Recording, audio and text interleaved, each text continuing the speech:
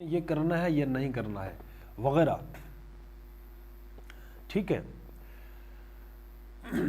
تو جب ایک وہ نظریہ بنتا ہے، ایک طرف سے اللہ تبارک و تعالیٰ کا یہ دیے ہوئے یہ اصول ہیں، ایک طرف سے ہم نے کسی انسان کے وہ اصول جو ہے وہ قبول کیے، تو ظاہر سی بات ہے کہ جو اللہ کا یہ حق تھا کہ تم نے اصول یوں چلانے ہیں، کہ اصول میں نے تمہیں دیے ہیں، جب ہم ان کے برعکس کسی انسان کی دی ہوئی آئیڈیالوجی کی بنیاد پر وہ پورا نظام چلائیں تو اس سے بڑا کوئی شرک نہیں ہے. تو وقت کے حساب سے شرک میں اضافہ ہوا، اس کو پہچاننا بہت ضروری ہے. اور قرآن جہاں تک شریعت کا معاملہ ہے وہاں نظریہ ہی چلتا ہے.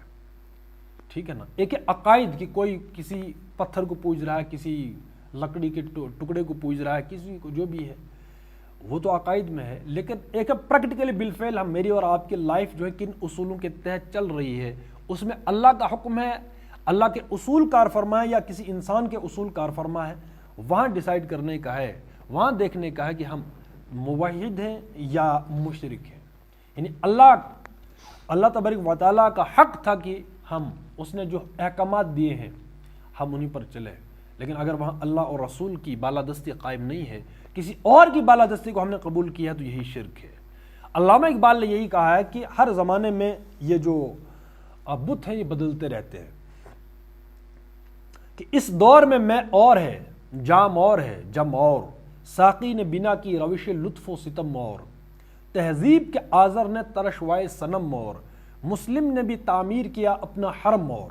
یہ جو لفظ ہے تہذیب کے آذر نے ترشوائے صنم اور، یہ وہ بات ہے کہ یہ جو شرک ہے، نظریاتی شرک، اب وہ شرک، یہ جو آذر کبھی حضرت ابراہیم علیہ السلام کے وہ جو والد تھے ان کے بارے میں آتا ہے کہ وہ جو ہے وہ سنگ تراش تھے اور بت بناتے تھے. علامہ کہتا ہے کہ لیکن اب ویسا آپ کو سنگ تراش آذر نہیں ملے گا کہ جو بتوں کو تراش کر تمہیں ایک بت بنا کر دے اور تم اس کی پوجا کرو، بلکہ اس نے کچھ اور بت تراشے ہیں، وہ ہے نظریات کی شکل کے، کہ تہذیب کے آذر نے ترشوائے صنم مور، اور مسلم نے بھی تعمیر کیا اپنا حرم مور. ان تازہ خداؤں میں بڑا سب سے وطن ہے، جو پیراہن اس کا ہے وہ مذہب کا کفن ہے. تو یہ نظریات جب تک ہم ان کو نہ سمجھیں تو شریعت سمجھنے والی شریعت جو ہے ہمارے سمجھ میں کبھی نہیں آ سکتی. قیامت کی صبح تک ہم شریعت کو نہیں سمجھ سکتے اگر ہم نے ان نظریات کو نہ سمجھا اور قرآن کو ایز ایک آئیڈیالوجی کے ہم نے اس کو قبول نہ کیا کہ اللہ تبارک و تعالیٰ کی اللہ نے اور حضور صلی اللہ علیہ وسلم پر بہرحال ایک آئیڈیالوجی جو ہے وہ نازل کی ہے، ایک نظریاتی طور پر ہم اس کو دیکھیں تو یہ بات جو ہم پڑھ رہے ہیں یہ سمجھ میں آ سکتی، شرک سمجھ میں آ سکتا ہے جو ہم پڑھ رہے ہیں شرک. ٹھیک ہے. اچھا میں بڑا اس میں ایک بات کہا کرتا ہوں کہ بھئی خدا وغیرہ خدا ہے یا نہیں، ایک بحث چلتی ہے نا. اگر تو اس کو سمجھیں کہ اگر ہم اللہ تبارک و تعالیٰ کے احکامات، اللہ نے جو لائف سٹائل ہمیں دیا، اگر تو وہ ہم اس کو مان رہے ہیں اور ماننے کے بعد اسی لائف سٹائل کو، انہی اصولوں کو زندگی میں لا رہے ہیں، تو گویا ہم عملی طور پر یہ ثابت کریں کہ اللہ ہے. اگر ہم کمپرومائز کر رہے ہیں، مصلحت کا کارڈ کھیل رہے ہیں، ہم کمزور ہیں، پھر یہ ہے، پھر حالات ایسے نہیں ہیں، جو بھی ہے کہ یہ نہیں چل سکتا، اللہ کا حکم تو یہ ہے، لیکن بہرحال مجبوریاں ہیں. جیسے سود ہم بار بار کہتے ہیں، بھائی سودی کاروبار کیوں کرتے؟ بھائی مجبوری ہے. تو جو بھی سودی کاروبار میں ملوث ہو گئے مسلمان ہونے کے باوجود، گویا اس نے یہ پریکٹیکلی اعلان کیا کہ خدا نہیں ہے. اس لیے میں کہا کرتا ہوں، ویسے ایک بحث چلتی ہے، میرا ایک کوشچن ہوتا ہے بھائی خدا ہے کہ نہیں ہے، بولتا ہے وہ کدھر ہے؟ تو جواب یہ ہونا چاہیے تھا کہ ویسے ہم پریکٹیکلی بتا سکتے ہیں کہ اگر ہم اللہ کے حکم کو مان رہے ہیں تو گویا اللہ موجود ہے. اس کا مطلب ہم اقرار کر رہے ہیں کہ نہیں اللہ موجود ہے ابھی بھی، اس لیے ہم مان رہے ہیں. اگر اللہ کی ہم مان نہیں رہے، اللہ کے اصول کار فرما نہیں ہے، اللہ کے اصول ہماری لائف سٹائل میں نہیں ہے، تو پھر کہاں ہے؟ کوئی دکھائے. پھر اللہ کو ہم پکڑ کر یا کوئی جو ایکسپلین نہیں کر سکتے کہ اللہ کیا ہے. کیا اللہ کی تعریف کیا کریں ہم؟ اب یہ کہ کائنات بنائی ہے، بھائی یہ تو ٹھیک ہے، یہ تو میرے آپ کے سامنے بھی یہ تو ہے، اللہ کدھر ہے؟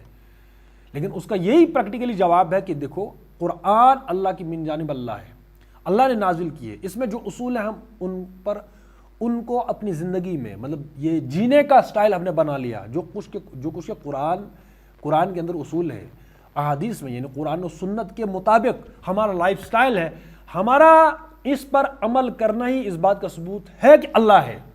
मगर हमारे पास कोई दलील नहीं कि अल्लाह की नहीं है। कोई साबित करे, कोई कहाँ है?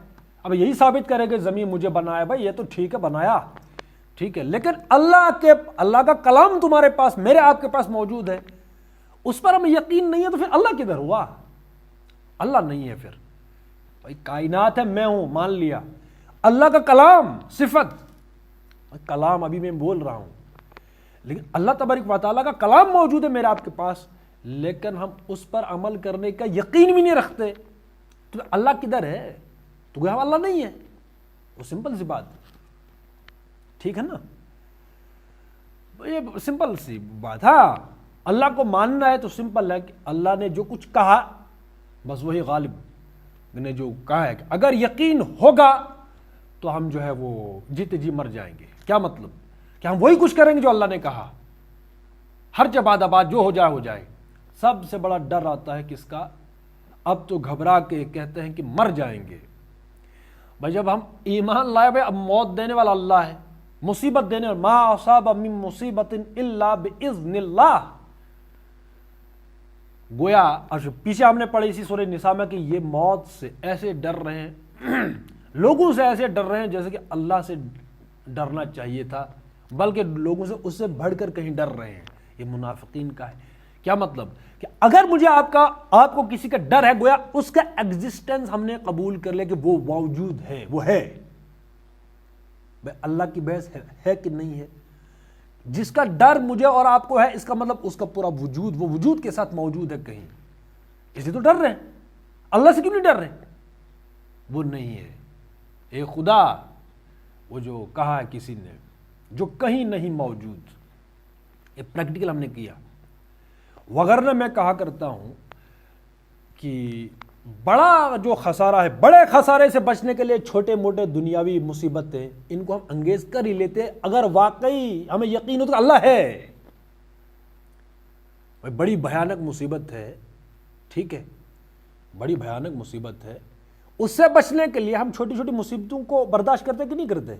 भाई थोड़ी सी मुसीबत, कोई बीमार पड़ते सर्जरी करनी पड़ती है तो तकलीफ तो होती है सर्जरी में, लेकिन वो छोटी सी तकलीफ बर्दाश्त करते हैं बंदा, क्यों? ताकि कोई आगे जो है मुझे नुकसान ना उठाना पड़े। एक बीमारी है, किसी को वो होती, सर्जरी होती। इसी तरीके से बड़ी मुसीबत से बचने के लिए ना आखिरत जहन्नुम, भाई जहन्नुम से बचना है तो चलो दुनिया में हम ये छोटी मोटी मुसीबतें हैं जो भी है इनको हम बर्दाश्त कर ले। वाकई कि अगर यकीन होता किस पर? कि अल्लाह ने पकड़ना है, हिसाब लेना है, तो डर किसका हुआ? इंसान का। तो वहां जो है तस्वुर